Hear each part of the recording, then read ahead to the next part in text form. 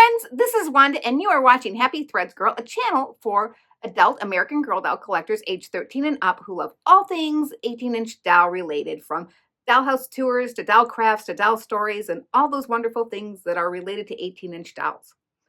If you are new to the channel, I am so glad you found your way to this cozy little part of the internet. And if you're returning, thank you again for your continued support and hanging out here with me in this happy little cozy world of doll collecting.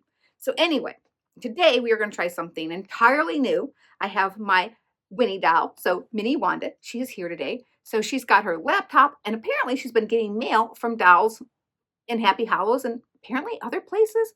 Anyway, she's decided that she needs to write an advice column for other dolls.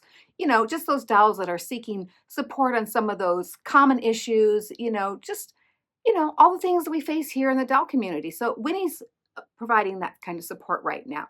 So I do have like a little bag of letters that I was able to print out. I'm going to try to read them as carefully as I can. The print is a little bit tiny, so I may be struggling with that a little bit. But I'm just going to pull some random letters here, and we're going to see how many we get through. It might be a part 1 or a part 2. I'm not sure how long it's going to take me to get through all these letters. But we'll just start digging into the letters. Are you ready? All right. Dear Winnie, I'm an adult who loves American Girl. I watch the videos. I follow collectors online.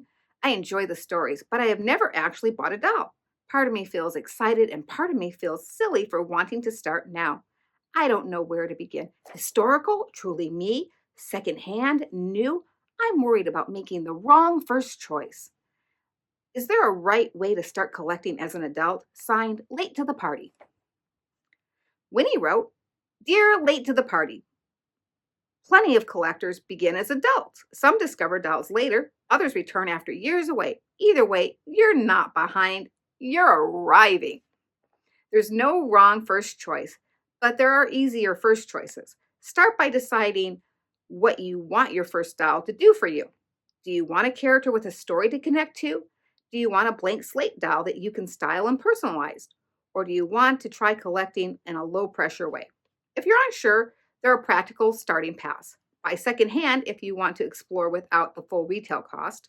Start with one doll and a small outfit rotation if you want simplicity. Choose with your gut if there is a particular doll that keeps pulling to your attention. Usually that's the answer. You don't need to solve the whole hobby in one day. Pick a first step that feels comfortable and let your collection grow based on what you generally enjoy, not what you think a collector should do. Hugs, Winnie. Well, that was a really thoughtful answer, Winnie.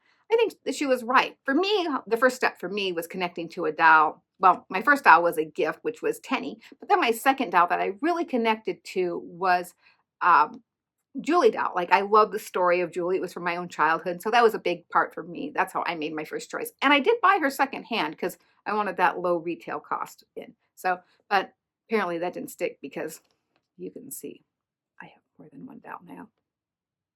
Let's get another letter out of the bag. Oh, goodness. There's lots of letters in here.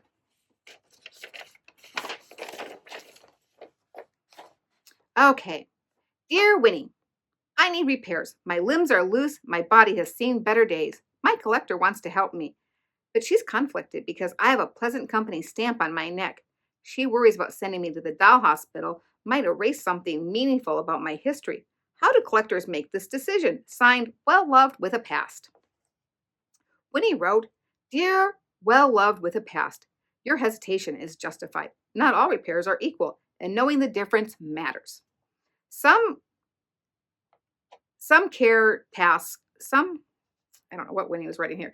Some tasks are beginner friendly. Gentle cleaning, basic hair care, and replacing or adjusting wigs can usually be done safely at home with minimum tools. Limb tightening is different. It does require proper restraining.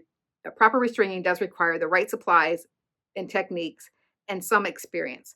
Well, there are a lot of videos out there showing some quick fixes. Those shortcuts can damage the body or create uneven tension if done incorrectly. If your doll has original parts and is eligible for the Doll Care Center, they can tighten those limbs professionally without any guesswork.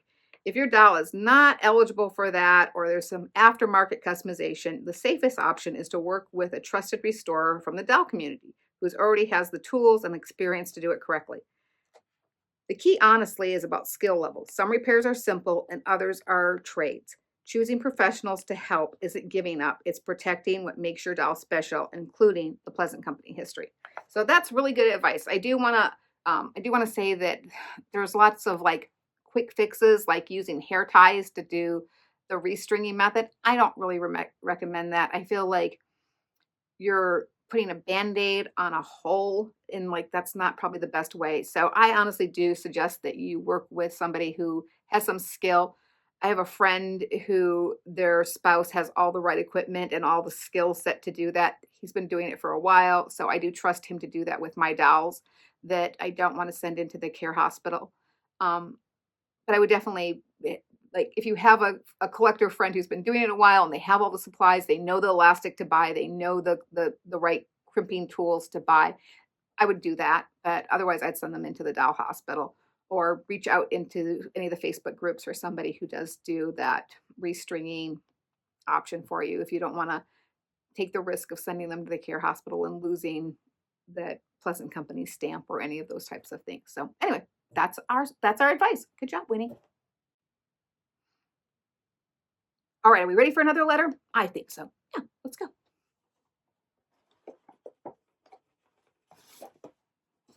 Okay, what do we got here?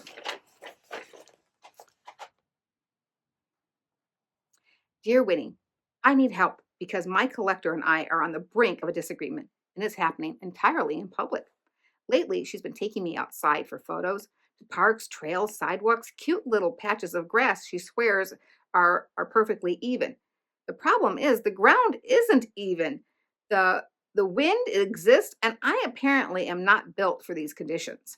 She stands me up, I fall over. She adjusts my feet, I fall again. She tilts my head thoughtfully, I fall harder.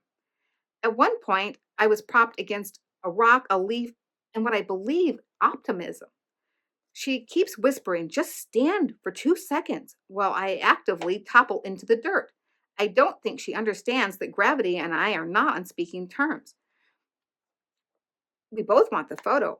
Neither one of us want to admit defeat.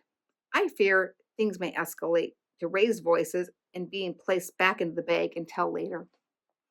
How do we fix this before the squirrels get involved? Signed, leaning slightly to the left. Winnie replied, Dear leaning slightly to the left, this disagreement is not personal, emotional, or a sign of declining cooperation. It's physics. Good point, Winnie. Physics isn't personal. Outdoor photography introduces variables that you simply aren't designed to handle alone. Uneven ground, soft dirt, wind, slopes, and gravity clearly lack for sympathy. Expecting a doll to stand unsupported outdoors is setting everyone up for frustration. This is where quiet support comes in. Bamboo skewers or thin wooden dowels can be pushed gently into the soil behind a leg and hidden in the grass or leaves. Clear elastics can help hold ankles together and secure you to a prop just out of frame. Rocks, branches, trees, roots. Even a bag placed low behind you can act as an invisible anchor. These are tools, not cheating. Here's the important part. A photo is the goal, not proving you can stand on your own. Using support doesn't diminish the image, it makes it possible. Calm, cooperative setups last longer than repeated resets and raising size. Tell your collector this when photographing outdoors, plan for support first and posing second. It will save time, tempers, and dignity for everyone involved. P.S. Alicia doesn't have to worry about you blinking. Hugs, Winnie. All right, Winnie, good points. So that's one of those things too. Like when I am going outdoors to photograph my dolls, I do kind of just keep a couple skewers in the bag so that I can use those as props. You can just line them up behind the doll so they're leaning into that, especially if they have pants, you can kind of slide it up there. Also, I do kind of carry a doll stand with me. That's also a cheat that I'll use to kind of get that angle. And like Winnie says, we got to worry about the pose, not the photograph. So we can kind of work on that. The photograph is the second part. The posing and getting them stationed is the first part, and then the photograph will come. So we can move. We can move easier than they can. All right, are we ready for another letter? I am. Are you, Winnie? She looks ready. Okay, let's go.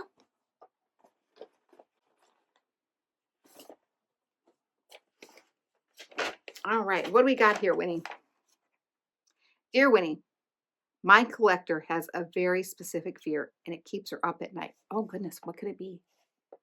She's terrified that if something ever happens to her, her spouse will sell her doll collection for what she said she paid instead of what she actually paid. She has visions of rare pieces being casually listed for about 20 bucks simply because that was the polite answer at the time. She loves her spouse dearly, but she knows in her heart that he does not understand the aftermarket pricing, condition or the phrase retired item. This fear is this fear unreasonable? Is there anything a collector can do to prevent this tragedy? Signed, priced for peace, not accuracy. Winnie replied, Dear, priced for peace, not accuracy. This is a common fear, not an unreasonable one. Many collectors simply price many collectors simplify prices in conversations because it's easier, faster, or kinder for the household budget discussions. Unfortunately, the same simplicity can cause confusion later on if no other information exists. The solution doesn't have to be dramatic. A quiet list, digital or written, noting what items matter most and what they're generally worth, or even who to ask for help for, to go to in a long way. Some collectors keep simple notes that say, please check with the doll community before selling anything. This isn't about secrecy, or it's about context. People who love us don't always share our knowledge, and that's okay, as long as we leave a little guidance behind. So that's really good advice. I want to say that I had a friend that had a large doll collection and she passed away, and her spouse had no idea what any of it was worth. And they also were not in the best health at the time. Their children weren't interested in the collection. So they were able to turn to the doll community, and we were able to like kind of come in and help get those things priced, and we're able to really give them some guidance and some help, and hopefully we were able to get them some. I know we got them some return on the value, and they were very generous with us, and sold many pieces that were valuable to us for reasonable prices, and those pieces stay in all of our collections and are valuable to us in many ways because they were nice valuable pieces, and then also because they have such a wonderful memory attached to them as being part of our friends collection. So that would be my advice if you have those types of things going on where you have a large collection and you are also concerned that someday you will leave a collection behind with a family that may not have knowledge of what you actually spent on it. Just have a good doll friend that will be able to come in and help out with that, or just kind of keep a file that you would be able to keep for insurance purposes so that you can price those things out and let them know that maybe you got a really good deal on them, but they are more valuable than what your good deal was. So that's our advice. Good job, Winnie. She's doing a great job. What do you think? Okay, let's do another letter. Dear Winnie, I'm writing to you after a very close call. One morning, I was minding my own business on my shelf when my human's mother decided it was time for a garage sale. I was placed in a pile labeled to go with a toaster that didn't work and a sweater no one liked. This felt incorrect. I was folded. I was priced. I was placed near the driveway. Thankfully, my human came outside just in time, saw me sitting there like I had made terrible life choices, and immediately rescued me. There was yelling, there was disbelief, there was a dramatic explanation on why I was absolutely not for sale. I was returned to my shelf with great ceremony and have since been treated with significant reverence. I just need to know, is this a common experience? Should I be emotionally prepared for spring cleaning season? Signed, almost sold, briefly traumatized. When he replied, Dear almost sold, briefly traumatized, you were moments away from becoming someone's great deal. She's struggling. I can hear it in her tone. Garage sales are chaotic by nature. They operate on early mornings, handwritten signs, and a belief that everything on a folding table is emotionally neutral. Dolls, unfortunately, are often misclassified during these events. She's definitely experiencing something here, aren't you, Winnie? What matters is that your human recognized you instantly, not as stuff, not as miscellaneous, but as you. The rescue was swift, the lesson was learned, and your shelf placement is now been emotionally reinforced. You may still experience spring cleaning anxiety, but rest assured, once a doll has been dramatically saved from a driveway, she's rarely ever questioned again. P.S. No doll should ever be placed near a broken toaster. Hugs, Winnie. Yeah, Winnie definitely was going through something through that letter, wasn't she? So, yeah, got to watch out for people trying to sell your dolls for garage sales. We know these are not just stuff, there's emotions.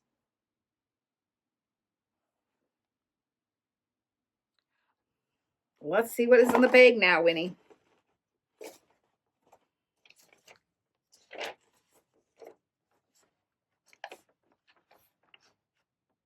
Dear Winnie, my collector keeps going back and forth about buying new releases. She worries if she waits, the item will sell out and she will regret it. She also worries if she buys right now, the item will go on sale later and she'll feel foolish for paying full price. She doesn't want to panic buy, but she also doesn't want to miss out on something she truly loves. How do collectors decide when to buy and when to wait? Signed, caught between checkout and a cart. Wow. Winnie wrote, caught between a checkout and a cart, this decision usually comes down to which regret you're willing to live with. Ask yourself two questions. First, if this sells out, will I continually wish I had bought it? If the answer is yes, buying now can be a calmer choice. Peace of mind has value. Second, is the price the main hesitation? If so, waiting is reasonable as long as you're comfortable with the risk. Many collectors also consider this. If a piece is something you know you want in your collection long term, paying full price can sometimes be the safer option. Once the item sells out, you're at the mercy of the aftermarket, where prices can rise well beyond retail. In that case, buying early may actually prevent paying more later. A few practical habits to help. Decide ahead of time which items are true must haves and which are nice to haves. Pay attention to what types of releases historically sell out versus which tend to go on sale. Use reward points when you can soften the cost. There's no perfect timing, only informed choices. Buying thoughtfully isn't panic, and waiting patiently isn't a mistake. Choose the option that lets you enjoy the hobby without lingering and regret. P.S. Sometimes full price is sale price. Plenty of collectors would be happy to pay retail price for Grace's Bakery. Hindsight has a way of changing math. Hugs, Winnie. Man, isn't that true? Always that balance. For me, like this year was a little bit of the Clueless release, right? It came out, prices were expensive, but I knew I had to have Clueless in my collection, one of my favorite movies. So bought the Clueless outfits, full price, excited to have them. And then, of course, they've been on sale. Oh, but I also know that I do love those pieces. And had they sold out, the regret would have been bigger than paying the regret for paying full price. So there's that. But then there was the Wicked pajamas, and I was like, oh, I didn't really have the money to buy both sets of pajamas. So I leaned into Glenda and didn't get Alpha Buzz. So now I don't have Alpha Buzz, but I had to make a choice, right? So I knew Glenda's would be more important for me long term because I felt like they fit in more into my collection than Alpha Buzz, but I still would have liked to have Alpha Buzz, and I still had kind of hoped that they would go on sale. Just living with the choices, living with your choices, right? All right, I have another letter here. Let's see what this one has to say. Dear Winnie, my collector feels conflicted about the 40th anniversary. She is grateful for the memories and the stories and the friendship the brand has created, but she is also unsure about some of the changes over time. She misses having new historical dolls. She wants to celebrate what American Girl has meant to her life without pretending that she doesn't miss those old nostalgic pieces of American Girl doll. Is it okay to celebrate something that feels this complicated? Signed, 40 Years of Memories. Dear 40 Years of Memories, yes, you can honor what shaped you while noticing what you miss. Anniversaries tend to bring up layered feelings. Gratitude, reflection, and comparison all at once. Celebrating doesn't require pretending that everything feels simple or unchanged. It's also fair to say that there are things to be generally excited about right now. The upcoming books like the American Girl Cookbook for Grown-Ups, The Making of American Girl Doll, and even the new cross-stitch book suggests some real attention is being paid to longtime collectors. The fact that these books are in pre-order and arriving in April makes it feel like there's some momentum building. These books don't replace new historical dolls, but they do show care for legacy. And sometimes that's where renewed hope begins. You are allowed to celebrate the past and feel cautious about the present and still be excited about what is coming next. Mixed feelings aren't a problem, they're part of loving something that has grown alongside you. Hugs, Winnie. P.S. Any anniversary that comes along with cocktail recipes feels like it's understanding the assignment, right? I'm pretty excited about those new cookbook. Um, who knows what could be in there? I'm just kind of excited to see that they actually had a niche for some of those like grown up collector type things. So I'm crafty as I talk about. So I'm super excited about that cross stitch book. And I'm excited about the cookbook. And I'm excited about the making of American Girl Doll. I just wish those books were here. That's probably like one of those things that like I'm really excited about. And if this is our base, we're starting out with some of these early things like that. I'm really excited to see what the year may bring. My bank account may not be, but I am. So anyway, 40 years of memory. I hope that answered that letter for you. All right, let's get another letter. Okay, what do we got here? Dear Winnie, my collector has started to notice the way that enjoying dolls doesn't always match the way others do. She's less interested in chasing every release or debating brand decisions and is more interested in dressing dolls and giving them personalities and setting scenes and spending quiet time with the hobby. Sometimes when she listens to conversations online or in groups, she feels a little out of step.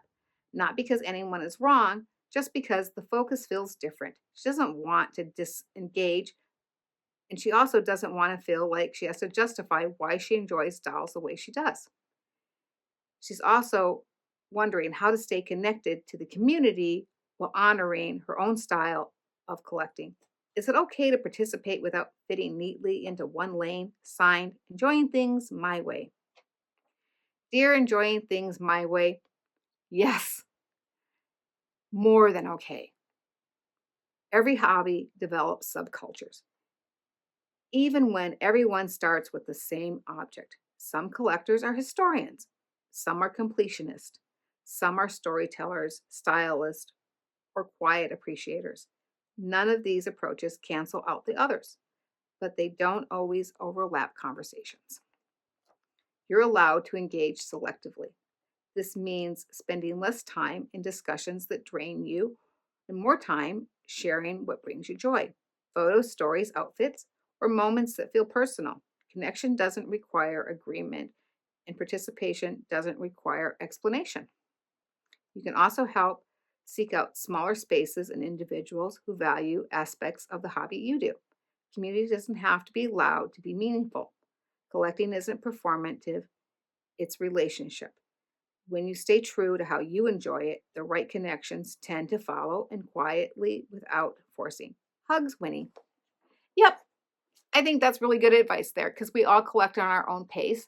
And I do sometimes feel that same struggle that there's a lot of discord about, well, it should be this and well, it should be that. And I don't like this and I hate that. And I want this and I don't like that. And in the releases and the hauls, um, I do like them. I mean, I do like when people do the hauls because I do like to see the new stuff and I do like to hear people's opinions. But it's also easy to kind of fall into that, like keeping up with the Joneses kind of pace. And I just kind of like to buy what I like and I like to have what I like. And I don't necessarily feel like I need to explain it to anybody. And that took me a little bit of time to kind of come to that in the hobby myself. I can't say that like that was an easy realization because I did kind of have that. Um, I did let comparison steal some of my joy for a little bit of time. And I want to encourage anyone not to do that and to collect in your own way. If you're somebody who's a completist, great. Be a completist and do that. If you're not a completist and you just collect randomly because that's what you buy what you like and you want to create your own stories, do that too. Like nobody's wrong and really embrace everybody for what they are, but there are going to be people that you're going to gravitate more to and just like I do. There are people that I'm much more in tune to and I reach out to them a little bit more than other collectors And not that I don't love all the collectors. I do. I have not ever had any collector ever be mean to me, or I've never really had any negative interactions with anyone. I just There are just collectors that I'm more in line with than others. So just find those people that you're in line with, and that will help kind of bring your joy back to it. And sometimes maybe it's just going to be finding that joy on your own. So there's no wrong or right way. Just enjoy. Let's get another letter out. Let's see what we got on this one. All right. Dear Winnie, I don't know how else to say this. My hair is a hot mess. Years of play, storage, brushing, well meaning experiments have left me frizzy, tangled, and unpredictable. My, my collector keeps seeking advice online, and that ranges from gentle to terrifying, and she's scared of making things worse. What is the safest way to help doll hair recover? Signed, Having a Very Bad Hair Era. Dear, having a very bad hair era. You're right to be cautious. Doll hair can improve, but only if we resist shortcuts that cause long-term damage. Let's be clear about one thing first. Do not do the downy dunk. Fabric softener coats the hair rather than fixing it. It attracts dirt over time, and it can leave buildup that makes hair harder to manage than later. It makes it feel slippery at first, but it doesn't restore the fiber, and it does create bigger problems down the road. The safest approach is simple.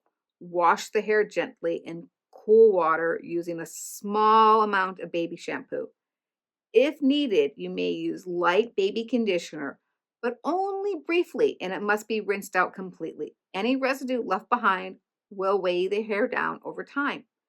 While detangling, always use a wire wig brush, wire bristles, or wire doll brush. Always combing with wet hair. Water provides slip and prevents unnecessary breakage. Work in small sections, starting at the ends and moving upwards. Never brush dry doll hair. Once detangled, let the hair air dry fully before deciding what is needed next. More damage happens from rushing, dry brushing, and overhandling. Gentle tools, plenty of water, and patience will do more than any miracle method ever could. Yes. No downy dunk. That's very common. I don't know where that started, and I don't know why that started, but it common misbelief. I will hear it all the time, like, "Oh, you just stick downy in it." No, it's fabric softener. And yes, I realize their hair isn't real hair, but it's not fabric either. So yes. So no downy dunk. It's not a laundry commercial. And also patience is the biggest thing, and making sure that you're always working with wet hair when you're trying to detangle it. And then just get it to that manageable spot before you do the next step. You don't want to necessarily do heat until you need to do heat, and that's a whole other thing. And honestly, if you're really ever in doubt on how to do that, reach out in the doll community with a photograph. Everybody's going there is going to give you good, solid advice. Nobody's going to ever tell you in the doll community to do a downy dunk. No one ever. That's really collects dolls. So anyway, that's that. All right, let's get another question out. It seems like this bag has still got quite a few questions in here. Okay, let's see. Quite a few letters, I mean. Dear Winnie, my collector recently pulled me out of storage after many years. She deeply loved me when she was a child, played with me often, and then packed me away in the attic and later in a basement as life moved on. She's now looking online and seeing dolls listed for hundreds of dollars. Some signed, some described as rare, some shown as in perfect meat outfits, some in other states of undress.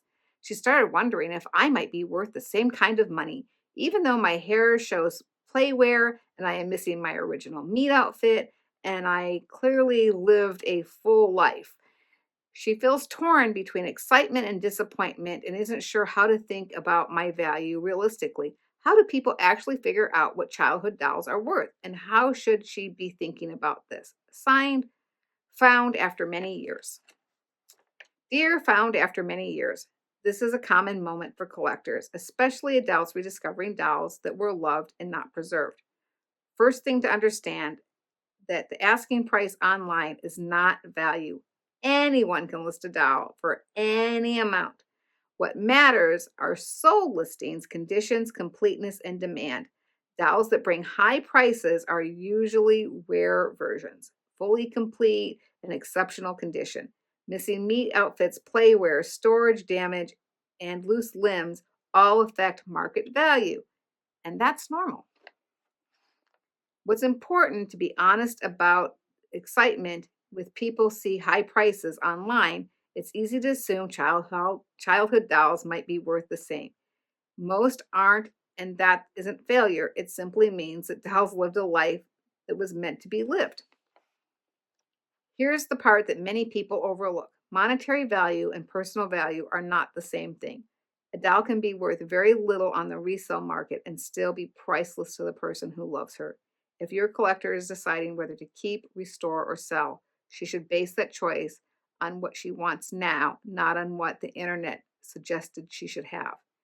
If she's curious, research carefully. If she's sentimental, honor that. And if she's disappointed, allow it. But don't let unrealistic listings rewrite the meaning of a well childhood companion. So that's it. I feel like that's kind of like one of the things that I get frustrated about a little bit is somebody will tell me, "Oh, I had a American Girl doll when I was little, and she's worth hundreds and hundreds of dollars." And then they'll show the doll to me, and I'm like, "I'm sure she's priceless to you, but on a resale value, she's not." I once was asked by somebody to help them sell their doll, and I was like, "Yeah, I'll help." I don't, because I didn't want the doll because they were offering it to me, and I'm like, "I don't want that doll." But they were like, "Well, can you help me find somebody who will buy it?" And the doll was very loved and in very played condition. And I said, "Yes, I will. But what you're seeing prices for this doll and what you think this doll is, you're not going to get them." And they were very offended and by that. And they went on and tried to sell the doll and found out that I was right, and then they were mad at me for that. So that's one of those things that I find a struggle sometimes with people who are not in the doll community and they do see these extraordinary prices or they read stories or urban myth, that these American Girl dolls are worth so much. They're not. They are toys, and there are rare dolls that are bringing that high value. So anyway, just an interesting letter to add in there. Just a piece of the community talk.